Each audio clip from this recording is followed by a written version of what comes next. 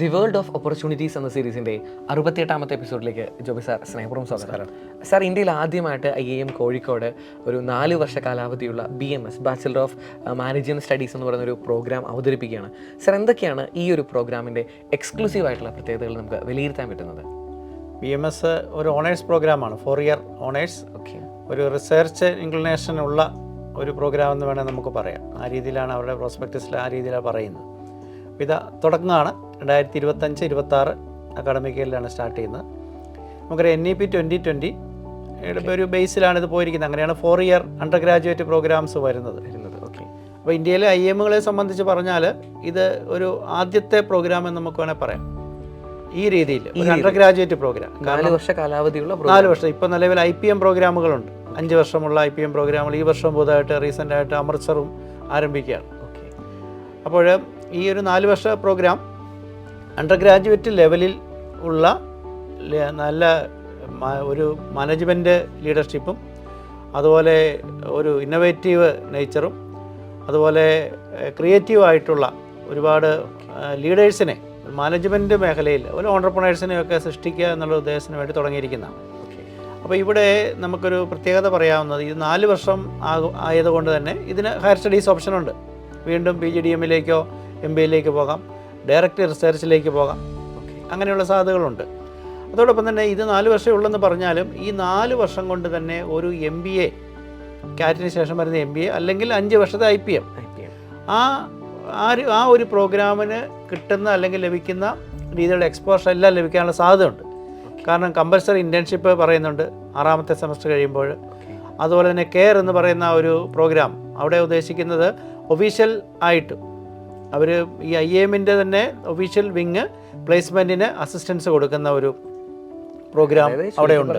എന്താണോ MBA പ്രോഗ്രാമിൽ നടക്കുന്നത് അത് തന്നെ ഒരു ജൂനിയർ വേർഷനായിട്ട് വേണം നമുക്ക് വിലയിരുത്താനായിട്ട്. തീർച്ചയായിട്ടും വളരെ നല്ലൊരു പ്രോഗ്രാമാണ്. നമുക്ക് കേരളത്തെ സംബന്ധിച്ച് നമുക്ക് തീർച്ചയായിട്ടും അഭിമാനിക്കാം. ഈ പ്രോഗ്രാം നടക്കുന്നത് കാലിക്കട്ട് അല്ലെങ്കിൽ കോഴിക്കോട് IIM ആണ് ഇത് കണ്ടക്ട് ചെയ്യുന്നതെങ്കിലും പ്രോഗ്രാം നടക്കുന്നത് അവിടെ ഓഫ് ക്യാമ്പസാണ്, കൊച്ചിയിലാണ്. നിലവിൽ എക്സിക്യൂട്ടീവ് MBA അവിടെ കണ്ടക്ട് ചെയ്യുന്നുണ്ട്. അപ്പോൾ അവിടെയാണ് ഈ പ്രോഗ്രാം നടക്കുന്നത്.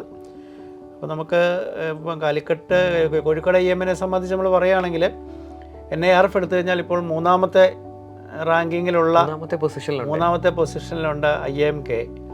ആ സമയം IPM പ്രോഗ്രാം ഉള്ള IIMകൾ നമ്മൾ നോക്കിയാൽ നമ്മൾ എപ്പോഴും എടുത്ത് പറയുന്ന IPM പ്രോഗ്രാം IIM ഇൻഡോറിൻ്റെയാണ് ആദ്യം തുടങ്ങിയത്. ഏറ്റവും നല്ല രീതിയിൽ പോകുന്നു, ഏറ്റവും നല്ല റാങ്കിങ് ഉള്ളതും. അതുതന്നെയല്ല ആ IPM പ്രോഗ്രാമിന് വേണ്ടി അവർ നടത്തുന്ന IP മാറ്റിൻ്റെ സ്കോറ് മറ്റു പല IIMകൾ, റാഞ്ചി പോലെയുള്ള IIMകൾ, ഇപ്പോൾ അമൃത്സർ, അതുപോലെ നൽസർ ഹൈദരാബാദ്, നിർമ്മ, ഇവരൊക്കെ ആ ഒരു സ്കോറിൻ്റെ ബേസിലാണ് അഡ്മിഷൻ കൊടുക്കുന്നത്.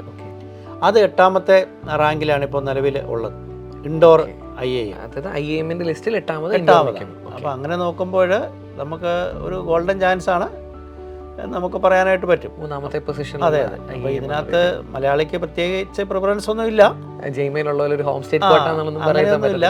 അപ്പോൾ ഇത് ഏതൊരു ഇന്ത്യൻ നാഷണലിനും അതുപോലെ തന്നെ ഇൻ്റർനാഷണൽ സ്റ്റുഡൻറ്റിനും NRIസിനും ഒക്കെ അപ്ലൈ ചെയ്യാവുന്നതാണ്. പ്രത്യേകിച്ച് ഒന്നും നമുക്ക് പറയാനില്ല അതിനകത്ത്. സാർ, ഇപ്പം IIM എന്ന് പറയുമ്പോൾ ഏറ്റവും കൂടുതൽ വിദ്യാർത്ഥികൾ ആദ്യം കാൽക്കുലേറ്റ് ചെയ്യുന്നത് എത്രമാത്രം ഇത് എക്സ്പെൻസീവ് ആണ് എന്നുള്ളതാണ്. സാർ, ഈ ഒരു MBA പ്രോഗ്രാമായിട്ട് വിലയിരുത്തുമ്പം എങ്ങനെയാണ് ഇതിൻ്റെ ഒരു ഫീസ് സ്ട്രക്ചർ വരുന്നത്? നമ്മൾ MBA സാധാരണ 2 വർഷത്തെ പ്രോഗ്രാമാണ് വരുന്നത്. അപ്പോൾ ഒരു 10 ലക്ഷം രൂപ വീതം 19-20 ലക്ഷം രൂപ ഒരു ഫീസ് നമുക്ക് അക്കാഡമിക് മാത്രം നോക്കിയാൽ അത്രയും വരുന്നുണ്ട്. ഇവിടെ ഓരോ വർഷവും 7 ലക്ഷം രൂപയാണ് ഒരു വർഷം BMS-ന് ഓരോ വർഷവും. അപ്പം എല്ലാ വർഷവും 7 ലക്ഷം രൂപ വീതമാണ് അവർ പറയുന്നത്. MBA-ക്കാളും എക്സ്പെൻസീവ് ആണെന്ന് അതെ. 7 ലക്ഷം രൂപ എന്ന് പറയുമ്പോൾ അതായത് 1 ടൈം പേയ്മെൻ്റായിട്ട് കുറച്ച് പൈസയുടെ വരും. ഒരു 7 ലക്ഷം രൂപ അടുത്ത് നമുക്ക് ആദ്യത്തെ പേയ്മെൻറ്റ് കൊടുക്കേണ്ടി വരും. പക്ഷെ നമ്മളിവിടെ ശ്രദ്ധിക്കേണ്ട കാര്യം, ഇപ്പോൾ 7 ലക്ഷം രൂപ നമ്മളത് കാൽക്കുലേറ്റ് ചെയ്യുമ്പോൾ 7 × 4 28 30 ലക്ഷം രൂപയാകും നമുക്ക് ഫീസ് തന്നെ. ഹോസ്റ്റൽ മെസ്സൊക്കെ വേറെയാണ്, ഹോസ്റ്റൽ ഫീസ് സെപ്പറേറ്റ് ആണ്. അതെ. അങ്ങനെ പറയുമ്പോഴും ഇവിടെ ലോണിന് യാതൊരു ബുദ്ധിമുട്ടുമില്ല. IIM തന്നെ ഇപ്പോൾ അവിടെ എലിജിബിൾ ആകുന്ന സ്റ്റുഡൻസിന് ഫിനാൻഷ്യൽ അസിസ്റ്റൻസിന് വേണ്ടി ലോൺ പ്രൊവൈഡ് ചെയ്യുന്നുണ്ട്. നല്ല ബാങ്കുകളൊക്കെ റെഡിയാണ്, അതിന് യാതൊരു ബുദ്ധിമുട്ടും വരികയില്ല. പിന്നെ വളരെ ഉയർന്ന ഒരു പാക്കേജ് തീർച്ചയായിട്ടും പ്രതീക്ഷിക്കാം. അപ്പോൾ ഇവിടെ ഒരു അഡ്മിഷൻ കിട്ടുക എന്നുള്ളതാണ്. പിന്നെ സാമ്പത്തികം ഒരു പ്രശ്നമായിട്ട് വരാൻ സാധ്യതയില്ല ഫീസ് ഇത്ര ഉണ്ടെന്ന് പറഞ്ഞാൽ. സാർ പലരും പറഞ്ഞു കേട്ടുള്ള ഒരു വസ്തുതയാണ്, അതായത് ഇന്ത്യയിലുള്ള നല്ല മികച്ച വിദ്യാഭ്യാസ സ്ഥാപനങ്ങളിൽ അത് ഇച്ചിരി എക്സ്പെൻസീവ് ആയിട്ടുണ്ടെങ്കിൽ അവിടെയൊന്നും നമ്മുടെ മലയാളികൾക്കും ഇന്ത്യയിലുള്ളവർക്കും ഒന്നും പ്രത്യേകിച്ച് ഒരു അഡ്മിഷൻ എടുക്കാനായിട്ട് താല്പര്യമില്ല. അതേസമയം ഇവർ തന്നെ ഒരു 30, 35, 40 ലക്ഷം മുടക്കി കാനഡയോ UK ചെറിയ ചില കോഴ്സുകൾ പോലും തിരഞ്ഞെടുക്കുന്നു, എന്നിട്ട് അവരോട് നിലനിൽക്കാനായിട്ട് കവാടുവിടുന്നു.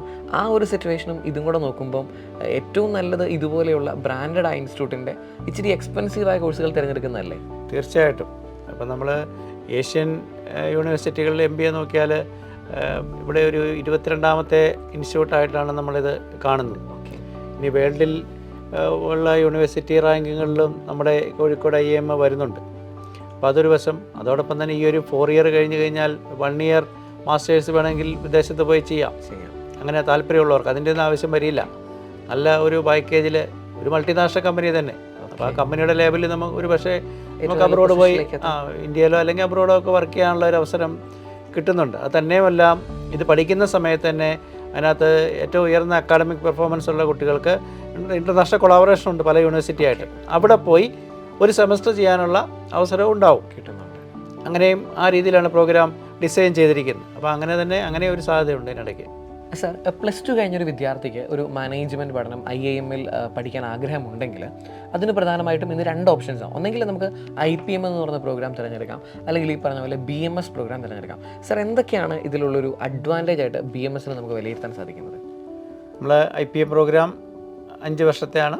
അപ്പോൾ നമുക്ക് ഇൻ്റഗ്രേറ്റഡ് ആയതുള്ള മാസ്റ്റേഴ്സ് ആണ് നമുക്ക് കിട്ടുന്നത്, MBA ആണ് കിട്ടുന്നത്. അപ്പോൾ ഇതിനകത്ത് തീർച്ചയായിട്ടും നമ്മളിപ്പോൾ നമ്മുടെ BMSൽ 7 ലക്ഷം രൂപ നമ്മൾ ഫീസ് പറഞ്ഞു.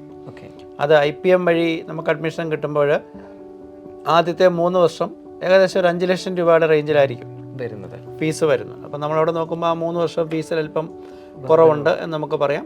അവിടെ എക്സിറ്റ് ഓപ്ഷനും ഉണ്ട് 3 വർഷം കഴിയുമ്പോൾ. അപ്പോൾ അങ്ങനെ ഒരു കാര്യമുണ്ട്.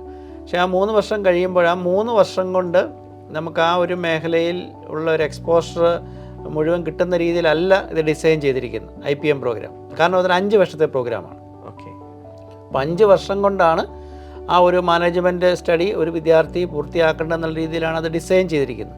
പുതിയ പ്രോഗ്രാം അല്ലതാണ്, നേരത്തെ നിലവിലുള്ളതാണ് IPM പ്രോഗ്രാം. അത് ഓരോ IIMകൾ പുതുതായിട്ട് മുന്നോട്ട് വരുന്നെന്ന് മാത്രമേ നമുക്ക് പറയാൻ പറ്റുള്ളൂ.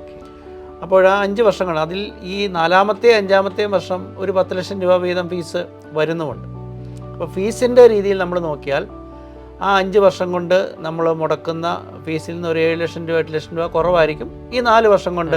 അപ്പോൾ ഫീസിൻ്റെ കാര്യത്തിൽ യാതൊരു വ്യത്യാസവും ഒരു പക്ഷേ നമുക്കവിടെ കാണാൻ സാധിക്കുന്നില്ല എന്നിരിക്കുക. പക്ഷേ ഈ 4 വർഷം കൊണ്ട് കിട്ടുന്ന ഒരു എക്സ്പോഷർ അത് വളരെ വലുതാണ്.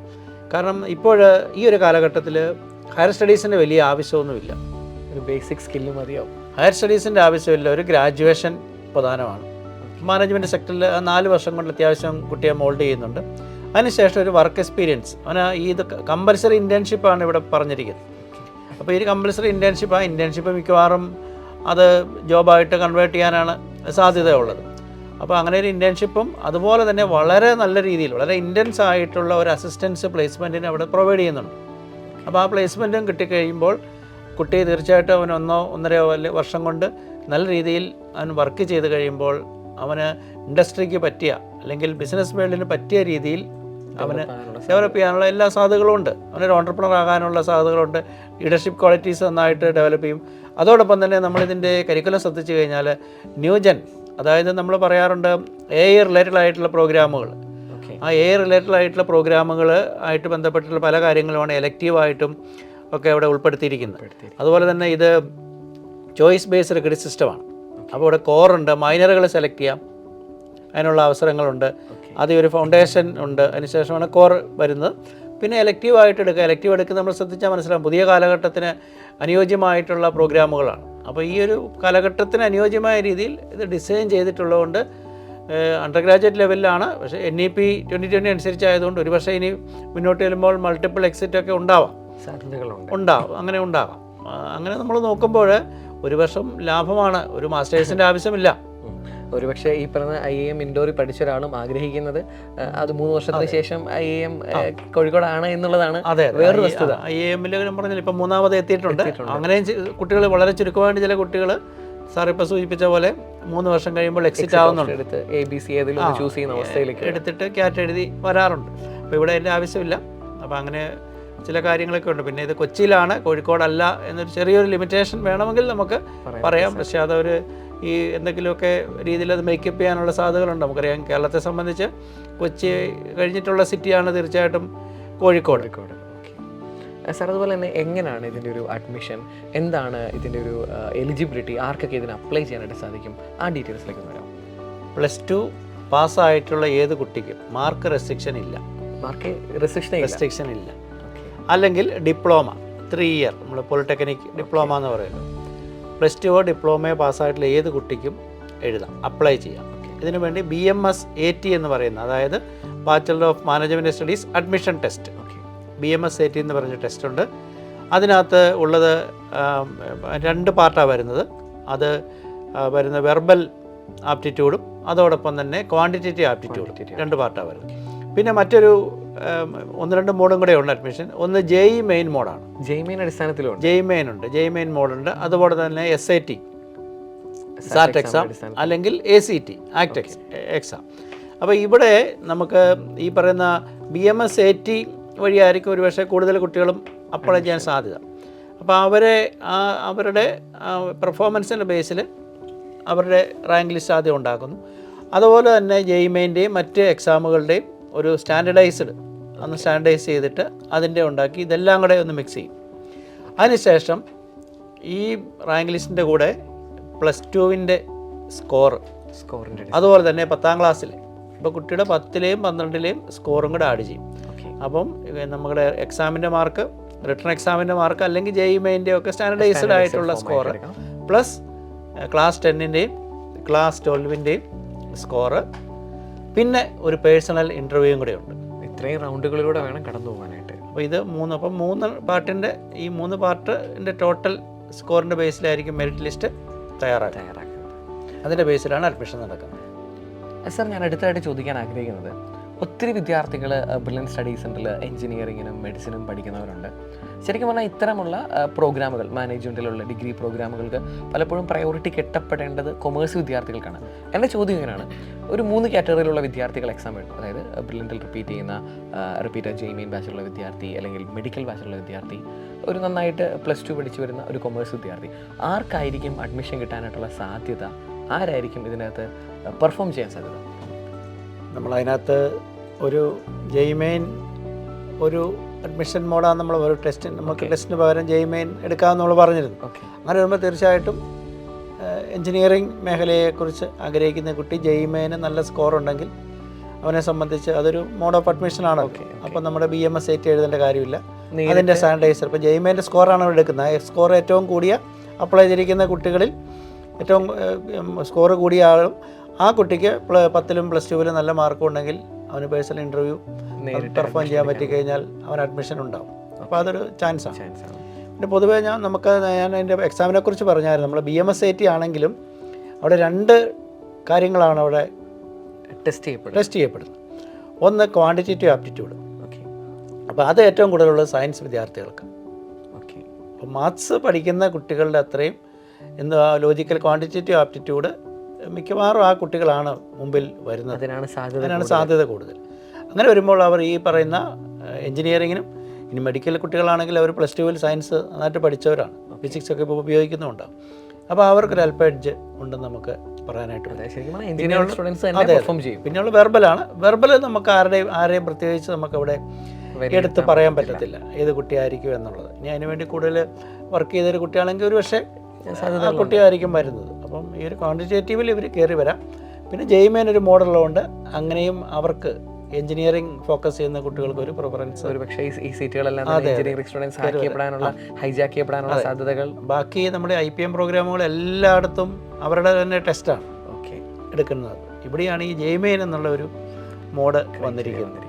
സാർ, ഇത്രയും ഒരു ഇൻഫർമേഷൻ കിട്ടിയ സ്ഥിതിക്ക് ഏതൊരു വിദ്യാർത്ഥിക്കും ഈ ഒരു സീറ്റിനെ കുറിച്ച് അറിഞ്ഞേക്കാം, ഇവിടെ ഒരു അഡ്മിഷൻ എടുത്തേക്കാം എന്ന് തോന്നാനുള്ള സാധ്യതകൾ വളരെ കൂടുതലാണ്.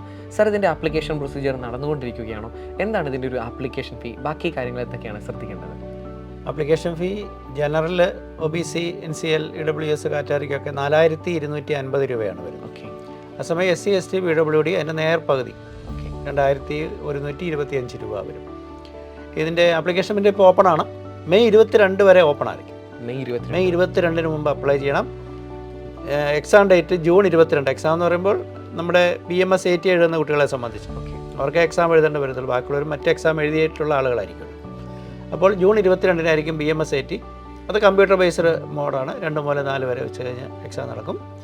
ഒരുപാട് സെൻറ്ററുകളുണ്ട്.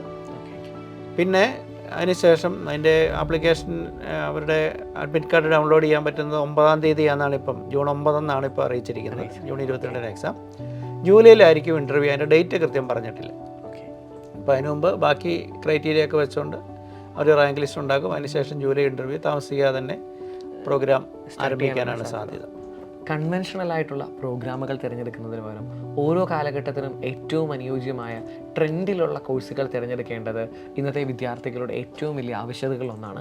ഒരുപക്ഷെ മാനേജ്മെൻറ്റ് പഠനം ആഗ്രഹിക്കുന്ന വിദ്യാർത്ഥികൾക്ക് അതും +2 തലത്തിൽ ഇന്ന് ഇന്ത്യയിലെ ഏറ്റവും മികച്ച അവസരമായിരിക്കും IIM കോഴിക്കോട് നിങ്ങൾക്ക് തരുന്നത്. അതുകൊണ്ട് ഈ ഒരു പ്രോഗ്രാമുകളെക്കുറിച്ച് വിദ്യാർത്ഥികൾക്കും പേരൻസിനുമൊക്കെ കൃത്യമായ ഒരു ഐഡിയ കിട്ടി എന്ന് ഞങ്ങൾ കരുതുകയാണ്. സാർ, ഈ ഒരു ഇൻഫർമേഷൻ വളരെ യൂസ്ഫുൾ ആയിരുന്നു. Thank you sir. Thank you very much.